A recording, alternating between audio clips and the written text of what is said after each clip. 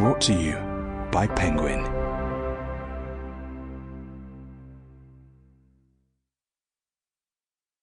The Russia Anxiety, and How History Can Resolve It, by Mark B. Smith. Read by Sam Woolf. Preface. I teach Russian history for a living, and I sometimes ask a class to tell me the first thing they think of when they hear the word Russia. Students suspect a trick question and turn their gaze towards the middle distance. But what's the trick?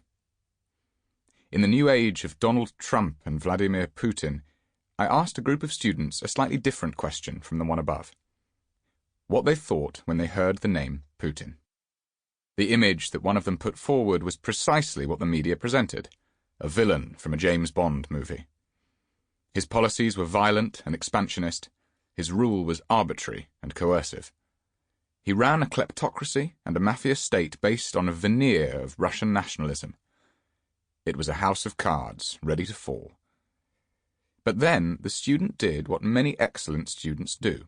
Mid-statement, uninterrupted, he pulled himself up short, breathed out, and suddenly changed direction. He struggled to find coherence in terms such as mafia state. Sensing the perils of received wisdom, he wondered if he was only saying what he was supposed to say, and he set about adjusting his position in full view of the rest of the class. The question was not only about Russia or about Putin. It was about the limits of how we understand the world around us. After all, observers had for years told different stories about Putin's Russia. For some, Putin had reshaped and modernized his country. Under his leadership, Russia emerged from the chaos and misery of the 1990s. He established a stable economy that was more flexible and open than before, and that raised living standards, at least in metropolitan centers, even after oil prices had long stopped rising. Presenting himself as dignified, articulate, and decisive, he also stabilized the country's politics.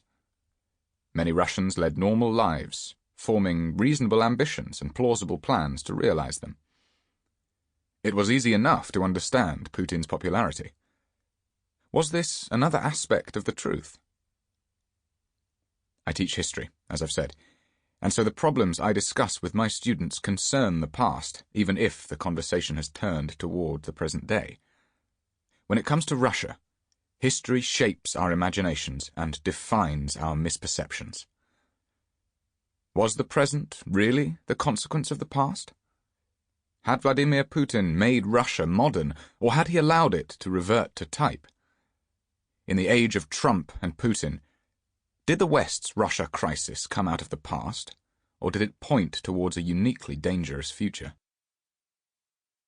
Every day brought a new headline describing Russia as a hostile foreign power, with talk of annexation, fighting, mischief, hacking, hit jobs, sanctions, corruption, and a short road to war. News programs led with encroachments on airspace, interventions in elections, and nerve poison in the medieval English town of Salisbury.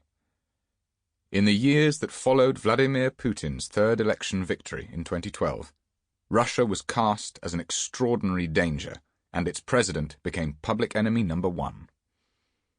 Of course, people in the West, itself not an undivided category or one that's clearly distinct from Russia, worry for good reasons about Moscow.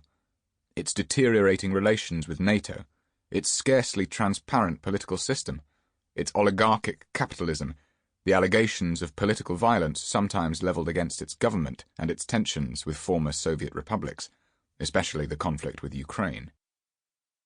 In the present and the past alike, there have been moments of enmity, hostility, and incomprehension that were real, not imagined or inflated. Think back to the closing in of the Cold War at the end of the 1940s, and the start of the nuclear arms race. Imagine the need for answers in Salisbury in early 2018. But by then the anger on the TV screens was so loud that it was impossible to evaluate risks and reflect on motives.